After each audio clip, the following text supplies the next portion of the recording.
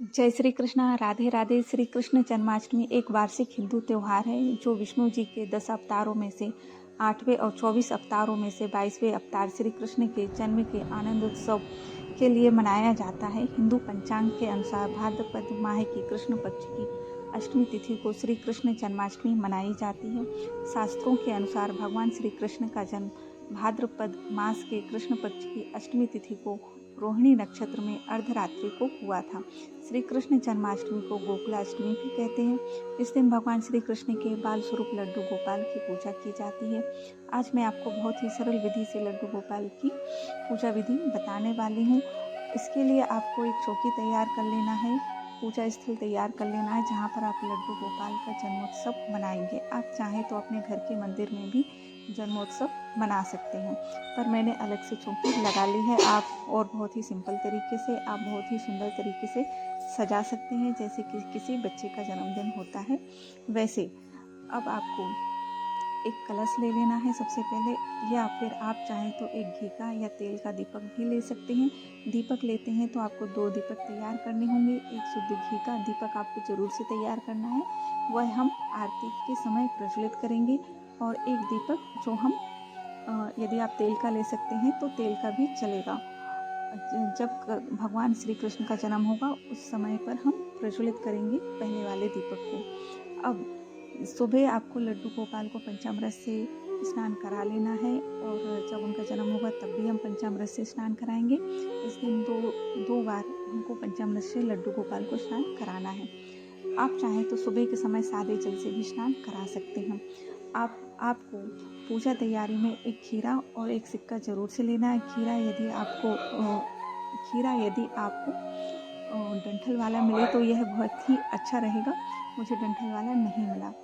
अब आपको जो प्रथम देवता गणेश जी हैं उनको आपको चौकी पर विराजमान कर लेना है, और उसके बाद जो लड्डू गोपाल हैं शाम को सूर्यास्त के बाद हमको लगभग 7 बजे करीब हमको एक लाल कपड़े से या लाल चुनरी से उनको ढक देना है, और अर्धरात्रि तक जब तक उनका जन्म नहीं होता जब तक हमको उनसे कोई छेड़खानी नहीं करनी है।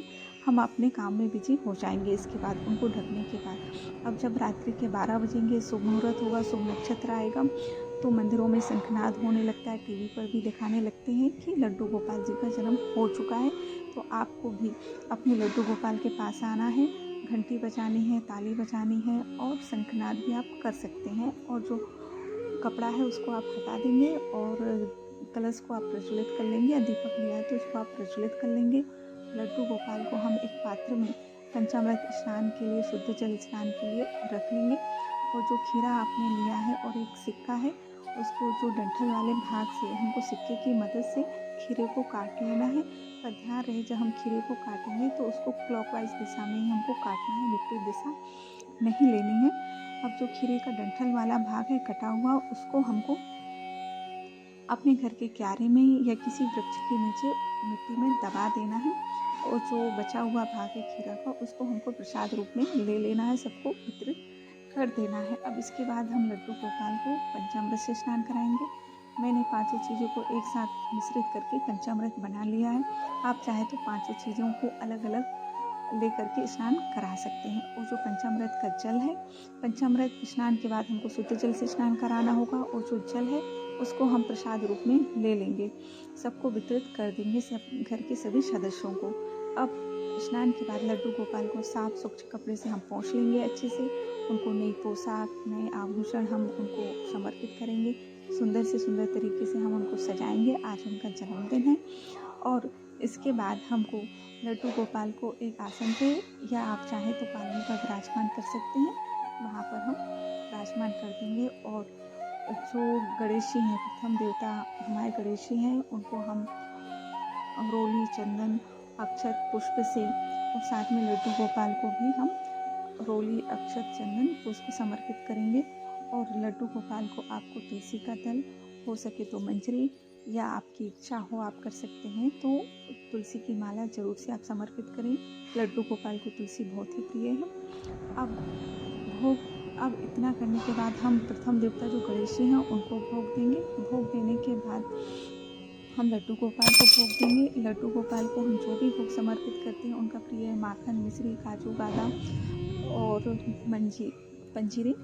तो इसमें आपको तुलसी का दल ज़रूर से शामिल करना है। बिना तुलसी दल के लड्डू गोपाल भोग को स्वीकार नहीं करते हैं, इसका आप विशेष ध्यान रखें। और इसके बाद हमको एक नारियल लेना है या श्रीफल जिसे कहते हैं, उसमें रोली, चंदन, अक्षत और पुष्प से समर्पित करने के बाद आप उसमें चाहें तो कुछ दक्षिणा भी रख सकते हैं, जितना भी आप रखना चाहें, और भगवान श्री कृष्ण को समर्पित कर दें। इस नारियल को आपको पूजा के बाद, जब पूर्ण पूजा हो जाती है, उसके बाद आप फोड़ करके सबको प्रसाद रूप में आप बांट सकते हैं। अब आपको कुछ दक्षिणा ले लेनी है। कुछ जो आप दक्षिणा लेंगे 101 रुपये या फिर 51 रुपये, जो भी आपकी इच्छा हो, दक्षिणा ले, क्षमा याचना करते हुए, प्रार्थना करते हुए कि जो भी गलती हो वह लड्डू गोपाल आपको क्षमा करें। और माँ लक्ष्मी की और लड्डू गोपाल की, श्री हरि भगवान विष्णु की आप पर और आपके पूरे परिवार पर कृपा दृष्टि बनी रहे, घर में सुख शांति समृद्धि आए, इस तरीके से आप प्रार्थना कर सकते हैं। क्षमा जो भी गलतियां हैं आप उसके लिए भी क्षमा मांग सकते हैं। अब आपको जो घी का दीपक लिया है उसको आपको प्रज्वलित कर लेना है, या फिर आप घी के दीपक प्रज्वलित करने के पहले आप चाहें तो आप धूप लगा सकते हैं। फिर उसके बाद आप घी का दीपक प्रज्वलित करके आप आरती कर सकते हैं लड्डू गोपाल जी की। आप आरती कर लीजिए और आरती को पूरे घर में दिखा दीजिए। घर के सभी सदस्यों को ज़रूर से दिखाना है। और इसके बाद आरती के बाद या आरती के पहले एक बार आपको लड्डू गोपाल को पालने में ज़रूर से जलाना है।